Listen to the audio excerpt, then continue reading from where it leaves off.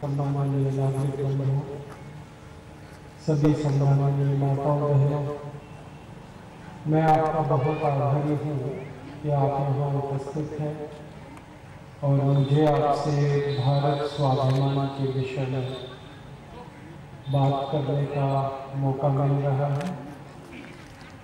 मैं सबसे पहले हमारे भारत स्वाभिमान पतंजलि योग समिति के आज के इस कार्यक्रम में जो मुख्य सहयोगी हैं, सभी शिक्षक, सभी पदाधिकारी, उनका आभार व्यक्त करता हूँ। विशेष रूप से भाई श्री आकाश अग्रवाल जी का आभारी है, उनका इस कार्य में सहयोग मिला।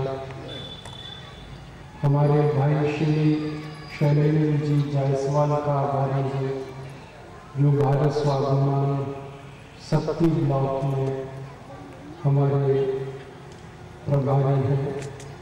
भाई श्री राजकुमार अग्रवाल जी हमारे व्यापार उद्योग और प्रदेश के अध्यक्ष हैं।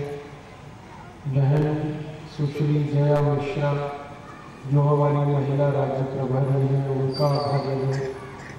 भाई श्री रविंद्र जी जो सह राज्य प्रभारी हैं छत्तीसगढ़ के, उनका भी आभार व्यक्त करता हूँ। और आचार्य श्री दया सागर जी जो छत्तीसगढ़ प्रांत के हमारे प्रभारी हैं, उनका भी बहुत आभारी हूँ।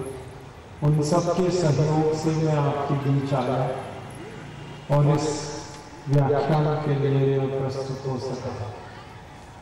मैं आपसे भारत स्वाभिमान के विषय में बात करने आया। परम पूजनीय स्वामी रामदेव जी ने भारत स्वाभिमान नाम का एक आंदोलन शुरू किया है और यह आंदोलन भारत के 600 जिलों में अभी चल रहा है।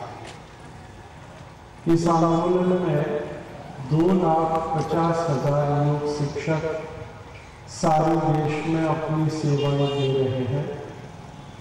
अगले 2 वर्षों में 11 लाख योग शिक्षक और इसमें जुड़ने वाले हैं और 2 वर्षों के बाद हमारे 13,50,000 योग शिक्षक कुल हो जाएंगे और तब हम इस भारत स्वाभिमान के आंदोलन को गांव-गांव तक पहुंचाएंगे।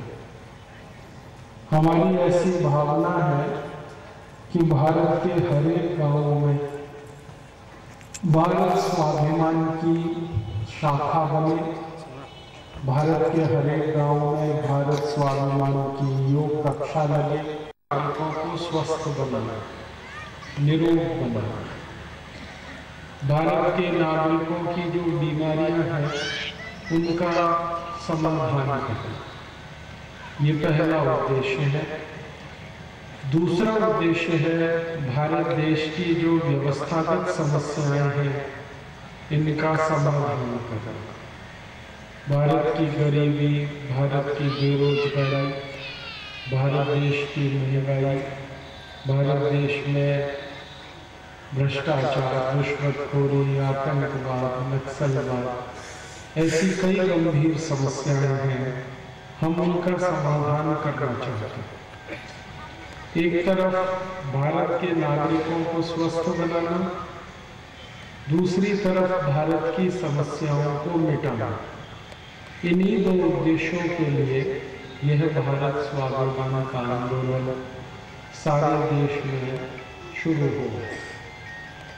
आपके मन में प्रश्न आएगा कि ये भारत स्वाभिमान के आंदोलन में सभी नागरिकों को स्वस्थ बनाना ये कैसे होगा? इसके लिए हम योग, प्राणायाम और आयुर्वेद की मदद से हर व्यक्ति को स्वस्थ बनाएंगे।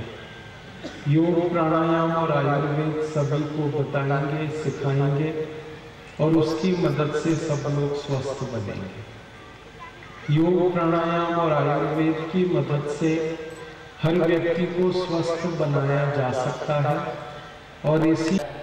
और उनके माध्यम से करोड़ों भारतवासियों को स्वस्थ बनाया है, निरोग बनाया है। आगे भी यह काम हम करने वाले हैं। और योग, प्राणायाम और आयुर्वेद की मदद से हर व्यक्ति को स्वस्थ बनाना इसलिए जरूरी है कि आज हमारे देश में लोग बहुत अधिक बीमार हैं और बीमारियों के कारण हमारा देश बहुत ज़्यादा समस्याओं से घिर गया है।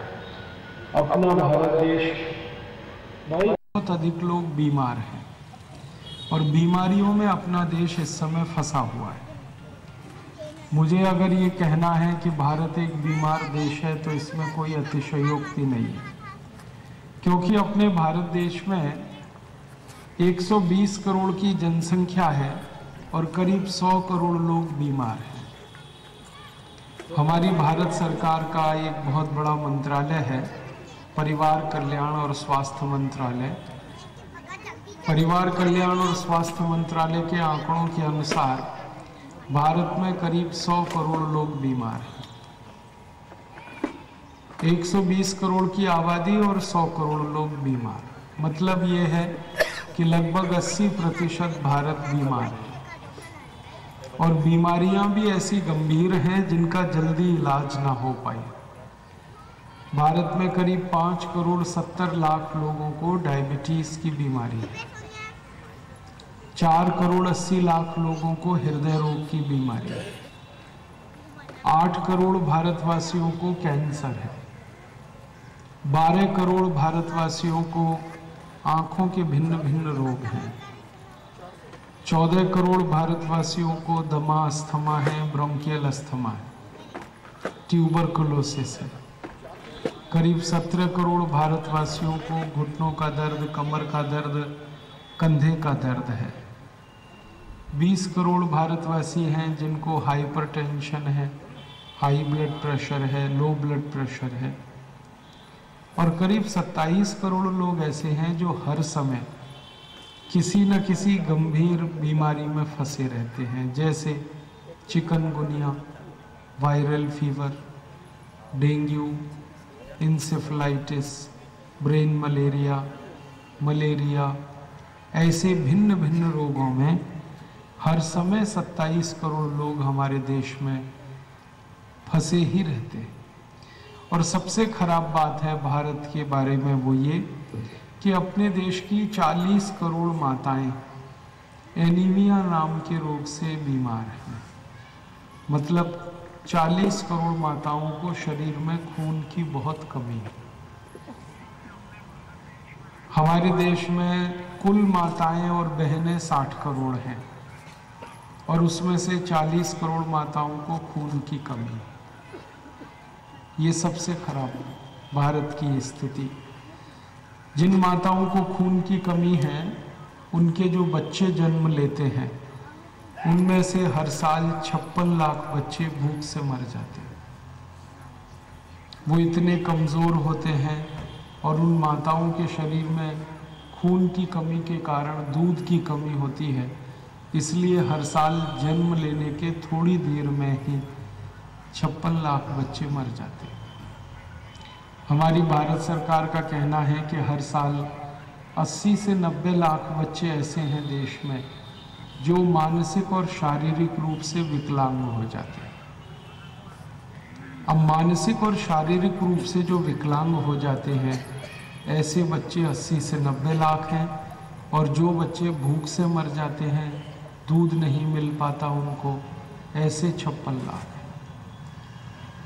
कुल मिलाकर इस देश में 2 करोड़ 38 लाख बच्चों का जन्म होता है और लगभग 1.5 करोड़ बच्चे हमारे देश में हर साल बहुत बुरी स्थिति के शिकार होते हैं, या तो मरते हैं या शरीर और मन से विकलांग होते हैं। आज़ादी के 64 वर्षों बाद ये बुरा हाल देश का है।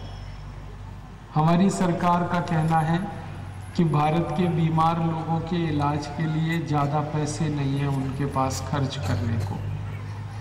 भारत की सबसे बड़ी समस्या ये बीमारी है इस समय, और सरकार के पास सबसे कम पैसा है खर्च करने के लिए इस समस्या पर। हमारे देश की सरकार हर साल बजट बनाती है तो सबसे कम बजट बीमारियों के इलाज के लिए ही बनता है। भारत देश में एक साल में करीब 11,50,000 करोड़ का बजट बनता है और इसमें से बीमार लोगों की चिकित्सा के लिए मात्र 23,700 करोड़ रुपए खर्च होता है। और 23,700 करोड़ रुपए खर्च होता है वो 100 करोड़ लोगों की बीमारियों के इलाज पर। और ये जो खर्च होता है इसमें से दो तरह का खर्च है। एक हमारे बजट में होता है योजनागत खर्च और एक गैर योजनागत खर्च। योजनागत खर्च का मतलब होता है बीमार लोगों के ऑपरेशन करने पर किया गया खर्च, बीमार लोगों को दवाएं देने पर किया गया खर्च, बीमार लोगों पर सीधे किया गया खर्च, वो होता है योजनागत प्लैन्ड एक्सपेंडिचर। और गैर योजनागत जो खर्च होता है वो क्या होता है? वो होता है बीमार लोगों की मदद करने के लिए, सेवा करने के लिए जो डॉक्टर्स हैं, जो मेडिकल स्टाफ है, जो नर्सेज हैं, जो वार्ड बॉय है, हॉस्पिटल की बिजली है, हॉस्पिटल का पानी है, हॉस्पिटल के सभी तरह के खर्चे, वो होता है गैर योजनागत खर्च। तो भारत सरकार का बीमार लोगों के लिए बजट है 23,700 करोड़। इसमें से लगभग 20,000 करोड़ खर्च होता है डॉक्टर्स, नर्सेज, पैरामेडिकल स्टाफ की तनख्वाह देने में, TADA देने में। और लोगों की जो बीमारियां हैं उसके लिए जो खर्च होता है वो है 3,700 करोड़ रुपए बस। अब लोगों के ऊपर 3,700 करोड़ खर्च होता है और हॉस्पिटल चलाने के लिए 20,000 करोड़ खर्च हो जाता है। तो आम आदमी के लिए बीमारी के इलाज पर पैसा बहुत कम बच पाता है। अगर 100 करोड़ बीमार हैं और 3,700 करोड़ का खर्च है उनके लिए, तो एक बीमार आदमी पर सरकार का 37 रुपए खर्च होता है। अब एक बीमार आदमी पर एक साल में 37 रुपए खर्च हो रहा है सरकार का, तो इतने कम पैसे में कोई भी बीमारी ठीक नहीं हो सकती। इसलिए हमारे देश के लोगों की बीमारियां बढ़ती जाती हैं और उनका समाधान नहीं हो पाता। मुझे तो कभी कभी ऐसा लगता है कि सरकार एक तरह से मजाक कर रही है हमारे साथ। हम टैक्स के रूप में लाखों करोड़ रुपए सरकार को दे रहे हैं और सरकार हमारी बीमारी के इलाज पर मात्र 37 रुपए खर्च कर रही है। अगर एक व्यक्ति के टैक्स का पैसा हम निकालें तो हर साल एक व्यक्ति इस देश में लगभग 8,500 रुपए का टैक्स देता है, हर व्यक्ति। गरीब से गरीब आदमी, अमीर से अमीर तो खैर ठीक ही है जो देते हैं, गरीब से गरीब आदमी हर साल 8,500 रुपए टैक्स देता है। और उस गरीब आदमी के लिए भारत सरकार 37 रुपए खर्च करती है। हम 8,500 रुपए सरकार को दे देते हैं टैक्स के रूप में, ताकि सरकार हमारी चिकित्सा की व्यवस्था करे, सरकार हमारी बिजली, पानी, सड़क की व्यवस्था करे, सरकार हमारी सब तरह की सुविधाओं की व्यवस्था करे। लेकिन सरकार हमारे लिए चिकित्सा की सुविधा में सिर्फ 37 रुपए खर्च करती है। हमारे दिए गए पूरे धन का 2% ही हमें चिकित्सा के लिए मिल पाता है। इसलिए हर आदमी इस देश में इलाज नहीं करा पाता, क्योंकि सरकार की तरफ से खर्चा बहुत कम है। बीमार लोग ज़्यादा हैं, पैसे बहुत कम है खर्च करने को। फिर समस्या ये है कि जब बीमार लोगों के ऊपर सरकार की तरफ से खर्चा बहुत कम है तो बीमारी बढ़ने वाली है और उसका समाधान नहीं है। इसलिए इस देश में 100 करोड़ लोग बीमार हैं। आप बोलेंगे जी प्राइवेट हॉस्पिटल में क्यों नहीं इलाज करा लेते लोग? प्राइवेट हॉस्पिटल में गरीब आदमी का इलाज नहीं हो सकता, वो इतने महंगे हैं कि जो पैसे वाले लोग हैं उन्हीं का संभव है इलाज प्राइवेट हॉस्पिटल में। हमारे भारत के प्राइवेट हॉस्पिटल में इलाज कराने की ताकत मुश्किल से 15-20 करोड़ लोगों की ही है, जबकि देश की जनसंख्या